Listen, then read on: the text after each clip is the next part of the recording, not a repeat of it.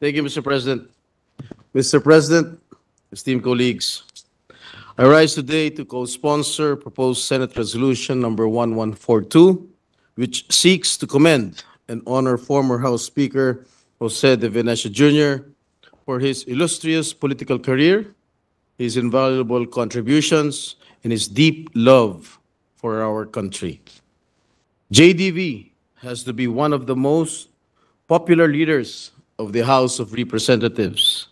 He served as Speaker from 1992 up to 1998 and from 2001 to 2008, and has dedicated his life for continuing progress, peace, and economic development.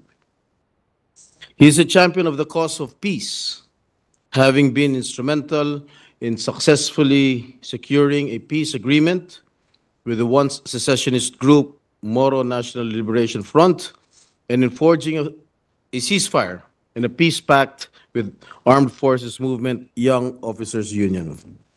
Across the globe, he is widely recognized for his peace initiatives during his stint as a peace envoy, for his focus on unity amid diversity and forging dialogues with different groups.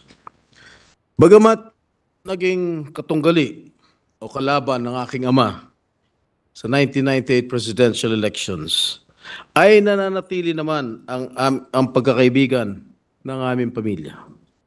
Sa katunayan, si Manay Gina ang nag-proxy kay Manay Icho, ang kapatid ng Manay Gina, sa kasal, nung ako'y kinasal sa aking kaisa-isang may bahay. At naging intern pa sa aming opisina, sa aking tanggapan, ang anak nila ni Manay Gina na si Tof De Venecia, na ngayon ay congressman ng 4th District ng Pangasinan. Isa sa pinakamagaling na kongresista ng lalawigan ng Pangasinan. Meron nga hong kasabihan, friendship goes beyond politics. Tunay nakahanga-hangang serbisyo ang inaalay ni JDV para sa ating bayan. Maraming salamat po, Ginoong Pangulo.